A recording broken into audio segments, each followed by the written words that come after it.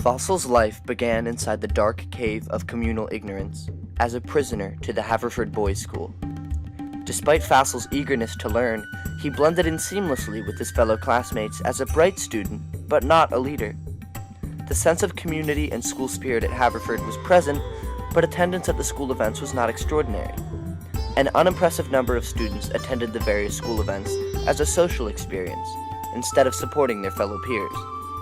Faasel had grown accustomed to believing in the shadows of superficial community. With 2 months left of sophomore year, Faasel received terrible news. His grandmother back in Pakistan was dying, so Faasel and his family took the first plane over to Pakistan to visit her on her deathbed. Upon arrival, the Khans were delighted to learn that Grandma Khan was recovering and doing well. Unfortunately, a bomb had detonated near the airport, causing its immediate closure. The Khans were stuck in Pakistan for 2 months. Faasel finally returned to school 2 days before his final exams. He was posed with an ultimatum by the Haverford administration. He could stay at Haverford but repeat the 10th grade, or he could leave Haverford and attend Radnor High School as a junior the following year. Faasel had exited the cave and began his journey to enlightenment. Radnor High School had no sense of true community 2 years ago.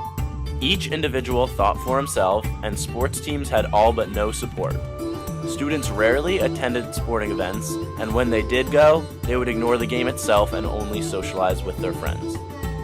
Faasel, who had been a part of a similar society, had grown used to the echoes of feigned support. But after he was kicked out of what he considered his warm home of loving encouragement, he realized the ephemeral nature of community.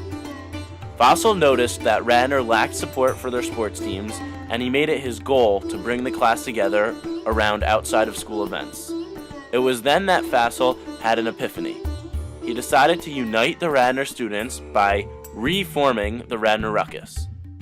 Faasel had finally looked into the brilliant sun of connected enlightenment.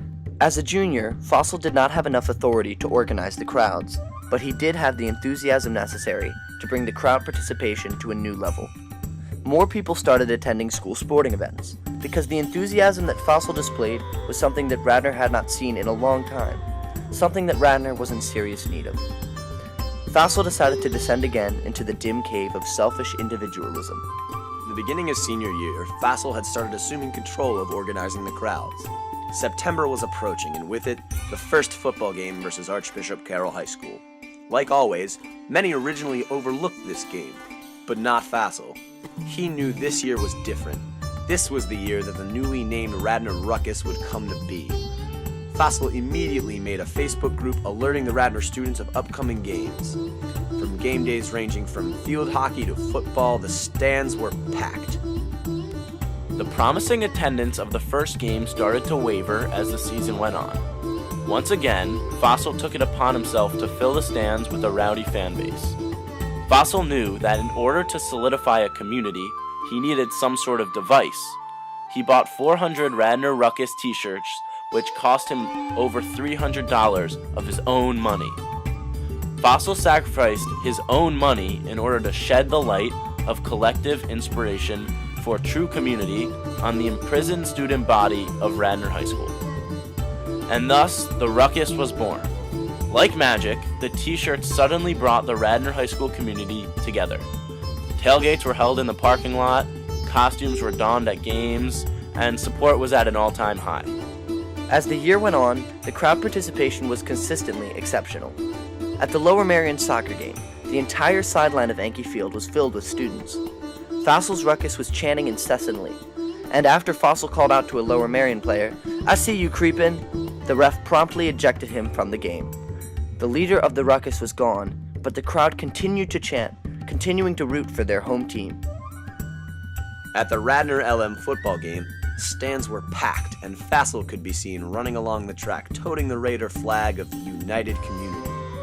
By hockey season, Faasel was allowed back at the games and united close to 300 kids to root on Radnor versus Lower Merion once again. The fan section was roaring and watched as the Raiders collected a victory, the first of the season. As the basketball season approached, Faasel's exuberance invited more and more students to jump on the Ruckus bandwagon. On January 11th, Radnor was playing Harridan, a team that had defeated them earlier in the season. Unfortunately, Faasel was banned from attending this game because his faithful passion towards the ruckus was misinterpreted as inciting verbal bullying and fights by the Radnor administration. So Faasel remained at home, sidelined from the fan section to which he had given life. With 25 minutes until game time, Radnor had filled the entire student section. The Radnor fan section had over 400 students. When the game started, the fans were silent, allowing the rude heckling of the Harriton students to wash over them. Finally, Radnor hit the shot to put them at 10 points, and the ruckus went nuts. The crowning moment of the Radnor student section was the deafening roar of the Radnor crowd, led by Faasel and Spirit. Faasel was the perfect example of Plato's philosopher king. He began his journey on the path to enlightenment as a naive high school student who finally re-entered the cave as a leader devoted to uniting the scattered student body of Radnor High School.